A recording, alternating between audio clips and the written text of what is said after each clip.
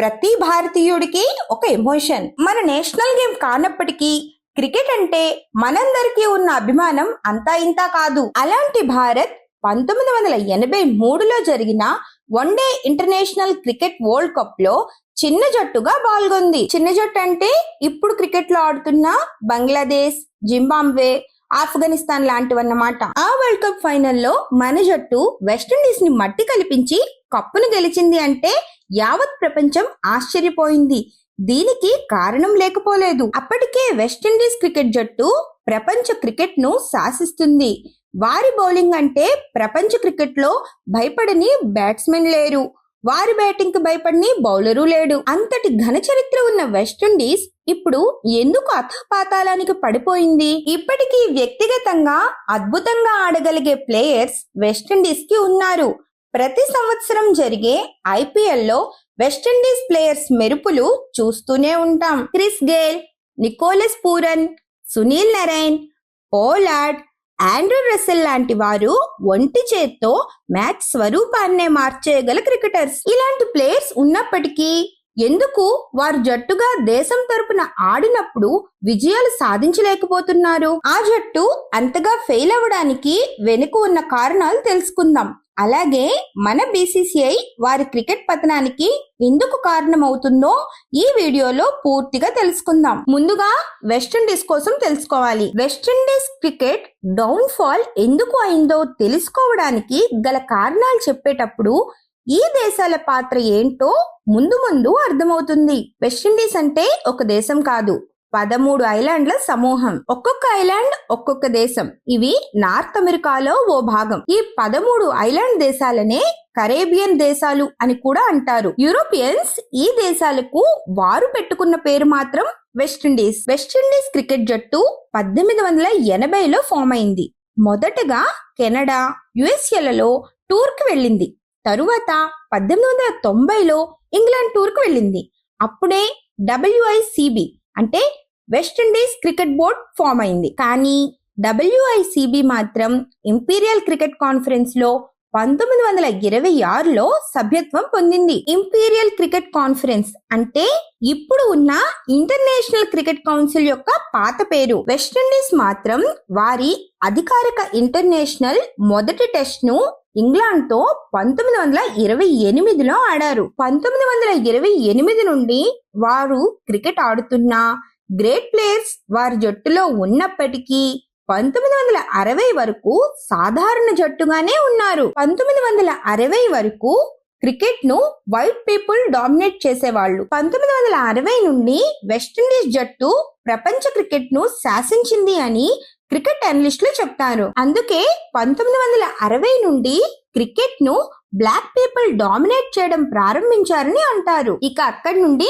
West Indies cricket లో తిరుగులేని విజయాలను నమోదు చేసుకుంది. వెస్టిండీస్ క్రికెట్ జట్టును అనఫిషియల్ వరల్డ్ ఛాంపియన్స్ గా అందరూ పిలిచేవారు. 1975లో ప్రారంభమైన మొదటి వన్డే ఇంటర్నేషనల్ వరల్డ్ కప్ ను వారే గెలుచుకున్నారు. 1979లో జరిగిన రెండో one day international cricket world cup కూడా వారే గెలుచుకుని ప్రపంచ ఛాంపియన్స్ అని నిరూపించుకున్నారు. 1983లో జరిగిన one day international cricket world cup లో గ్రూప్ లెవెల్లో మన చేతిలో ఒక్క ఓటమి తర్వాత వరుస విజయాలతో ఫైనల్ కు చేరుకున్నారు. ఫైనల్లో మన జట్టు వెస్టిండీస్ జట్టును ఓడించి one day international cricket world cup ను సాధించింది. 1980లో వారి ఫాస్ట్ బౌలర్లు అయిన సర్ యాండీ రాబర్ట్స్, మైకెల్ హాల్డింగ్, జోయల్ గార్నర్లకు బ్యాట్స్మెన్లు భయపడేవారు. అంతేకాకుండా వారి బ్యాటింగ్ లైనప్ లో ఉన్న సర్ వివ్ రిచర్డ్స్, సర్ క్లైవ్ లాయిడ్ వంటి దిగ్గజాలకు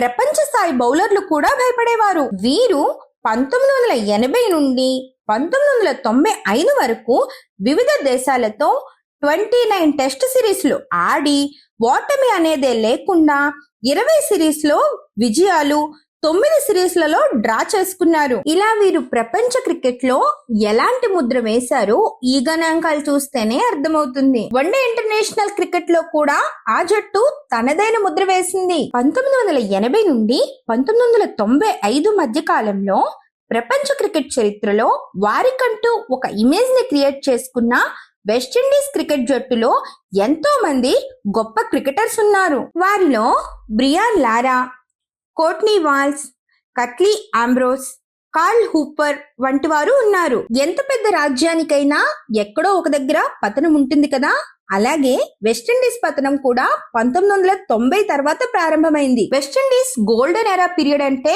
1960 నుండి 1990 అని చెప్పవచ్చు. 1980 నుండి వెస్టిండీస్ క్రికెట్ జట్టులో కెప్టెన్ గా వ్యవహరిస్తున్న వివి రిచర్డ్స్ 1992లో జరిగే world one day international cricket world cup తర్వాత తాను రిటైర్ అవుతానని 1991లోనే వెస్టిండీస్ క్రికెట్ బోర్డ్ కి తెలియజేశాడు. తన తర్వాత కెప్టెన్ గా తను డెస్మాండ్ హైనెస్ పేరును సజెస్ట్ చేశాడు. దానికి వెస్టిండీస్ క్రికెట్ బోర్డు ఒప్పుకోలేదు. తరువాత 1991 సౌత్ ఆఫ్రికా టూర్ కి రిచర్డ్స్ ని పక్కన పెట్టి అతని ప్లేస్ లో రిచీ రిచర్డ్సన్ ని కెప్టెన్ గా ఎంపిక చేశారు. వివి రిచర్డ్స్ కెప్టెన్సీలో ఒక్క టెస్ట్ సిరీస్ కూడా వెస్టిండీస్ ఓడిపోలేదు.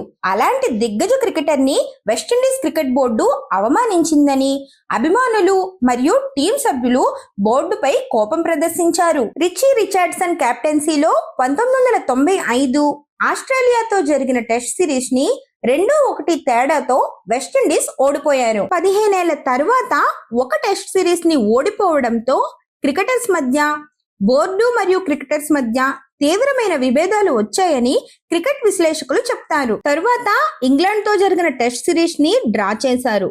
దానితో రిచీ రిచర్డ్సన్ కెప్టెన్సీ నుండి పక్కకు తప్పుకున్నాడు. 1995 తర్వాత వెస్టిండీస్ జట్టుకు Courtney Walsh, Brian Lara, Jimmy Adams ఇలా ఎంతో మంది కెప్టెన్లు మారారు. అయినా వారి క్రికెట్ రోజు రోజుకి దిగజారిపోయింది. బోర్డుకి క్రికెటర్స్ కి మధ్య విభేదాలను ఎవరూ తగ్గించలేకపోయారు. బోర్డుకి క్రికెటర్స్ కి మధ్య ఉన్న విభేదాలకు ప్రధాన కారణం టీం సెలక్షన్ లో సెలెక్టర్లు పక్షపాతంగా వ్యవహరించడం. వెస్టిండీస్ బోర్డులో సభ్యులుగా 13 ఐలాండ్ల నుండి ఒక్కొక్క దేశానికి ఒక్కొక్క సభ్యుడు ప్రతినిధిగా ఉంటారు. వారి పక్షపాత ధోరణి వలన టీం సెలక్షన్ సక్రమంగా చేసేవాళ్లు కాదు. మంచి క్రికెటర్స్ ని పక్కన పెట్టి లాబింగ్ చేసి వారికి నచ్చిన వారిని జాతీయ జట్టులో సెలెక్ట్ చేయడం వంటివి బోర్డుకి క్రికెటర్స్ కి విభేదాలు పెరగడానికి ముఖ్య పాత్ర పోషించాయి. వెస్టిండీస్ క్రికెట్ బోర్డు క్రికెటర్స్ కి ఇచ్చే పేమెంట్స్ విషయంలో కూడా చాలా గొడవలు జరిగాయి. ఇలాంటి సంధి దశలో ఉన్న వెస్టిండీస్ క్రికెట్ మీద అన్ని దేశాల్లో ప్రారంభమైన 2020 క్రికెట్ లీగ్లు మరింత దెబ్బతీశాయి. వెస్టిండీస్ క్రికెట్ బోర్డు వారి దేశం తరపున ఆడే క్రికెటర్స్ కు సరైన వసతులు కల్పించకపోవటం, వారి పేమెంట్స్ సక్రమంగా ఇవ్వకుండా వారితో విభేదాలు పెట్టుకోవటంతో క్రికెటర్స్ వారి బోర్డు ప్రవర్తనపై విసిగిపోయారు. అటువంటి సందర్భంలోనే వెస్టిండీస్ క్రికెటర్స్ కి 2008లో ప్రారంభమైన ఐపీఎల్ ఓ వరంలా కనిపించింది. ఐపీఎల్ క్రిస్ గేల్, పోలార్డ్ ఇలా స్టార్ క్రికెటర్స్ పై కనక వర్షం కురిపించింది. ఆ దేశ క్రికెటర్స్ ఇలా లీగ్లలో ఆడితే కోట్లాది రూపాయలు సంపాదించవచ్చని సీనియర్స్ నుండి అప్పుడప్పుడే జాతీయ జట్టులోకి వచ్చే ప్లేయర్స్ కూడా 2020 క్రికెట్ కి ఇంపార్టెన్స్ ఇచ్చి IPL, Big Bash League, South Africa league ఇలా ఏ దేశాల్లో లీగ్లు జరుగుతున్నాయో ఆ లీగ్ మేనేజ్మెంట్ దృష్టిలో పడాలని, డబ్బులు సంపాదించాలని ఆశపడుతున్నారు. కానీ వారి జాతీయ జట్టు తరపున test series, one day international cricket ఆడడానికి ఎవరూ ప్రత్యేకమైన ఇష్టాన్ని చూపించడం లేదు. 2014 వెస్టిండీస్ టీం ఇండియా పర్యటనలో చాలా మంది వెస్టిండీస్ క్రికెటర్స్ ఆడలేదు. అప్పుడు వీరి మధ్య గొడవలు తీవ్రమయ్యాయి.